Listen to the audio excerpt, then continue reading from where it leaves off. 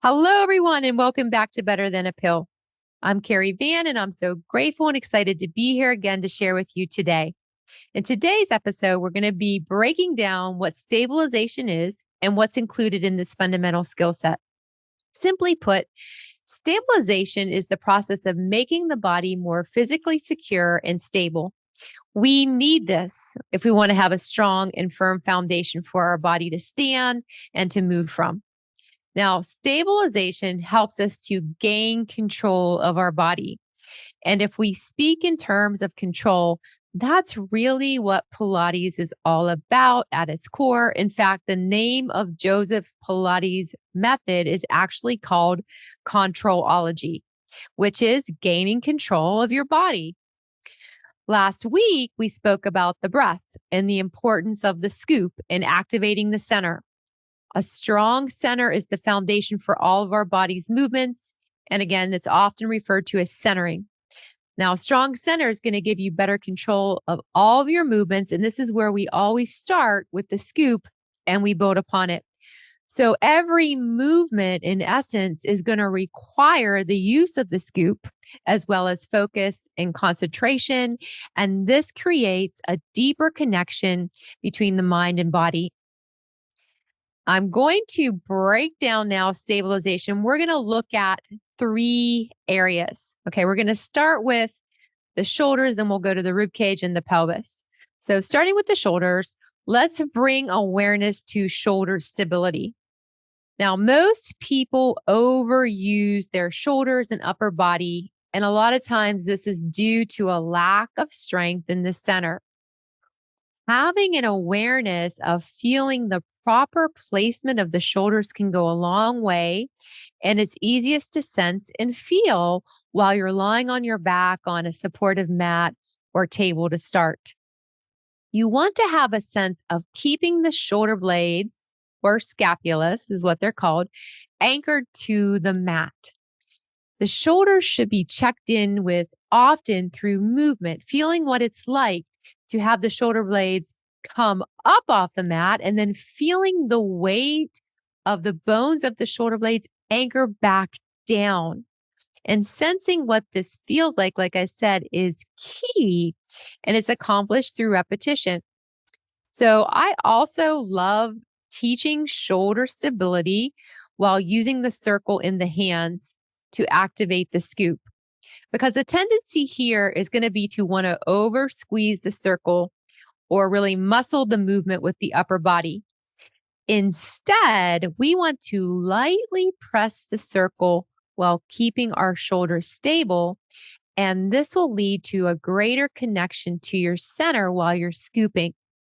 Now, most of the time, when you do this, you're not feeling your center when you scoop, it's because your shoulders or your arms are over involved. You're squeezing too hard and you're not maintaining shoulder stability. So this is just a great tool to simply pressing a circle with your hands to give you awareness of to what's going on with your shoulders and feeling a deeper connection to your center.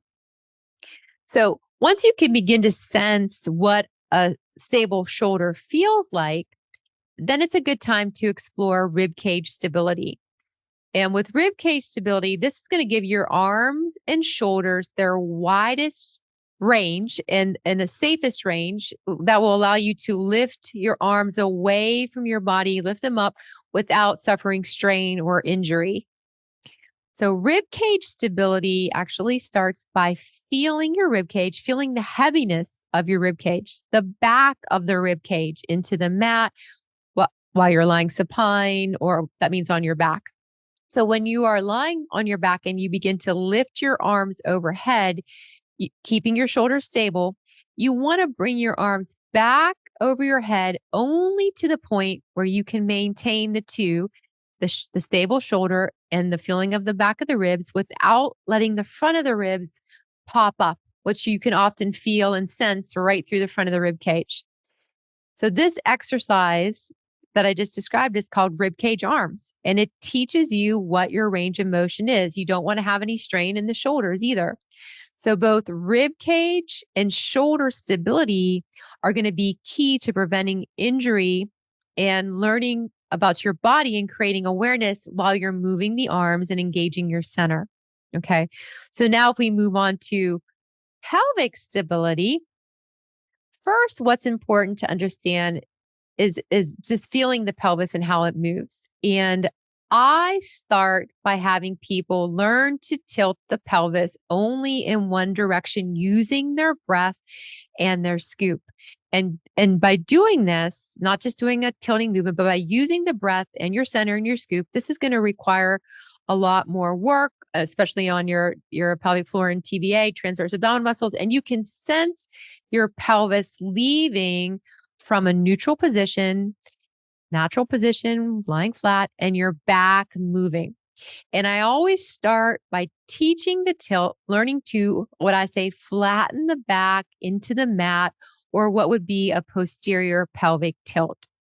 Now, I don't teach the anterior pelvic tilt or an arch until later. And this has just been based on experience and what really I have found that works best with people and actually getting the concept and the movement into their bodies. So after sensing how the tailbone stays anchored when the pelvis is in a neutral position, then we can work on pelvic stability through stabilized movement. And this typically involves using the legs and our breath and our scoop and our center. Stabilized movement with the legs, it teaches you not to move the back and the pelvis as you move your legs. And it is so important for back health and injury prevention. And it just leads to a greater control over your body and all of its movements. I teach two basic movements. I teach a heel slide movement while doing pelvic stability and a knee fold. And when doing this, the main goal is not only feeling your scoop, but using your breathing, feeling your center, but not moving your back and keeping your pelvis in that neutral and stable position. So stabilized movement is so important in everything you do on your back.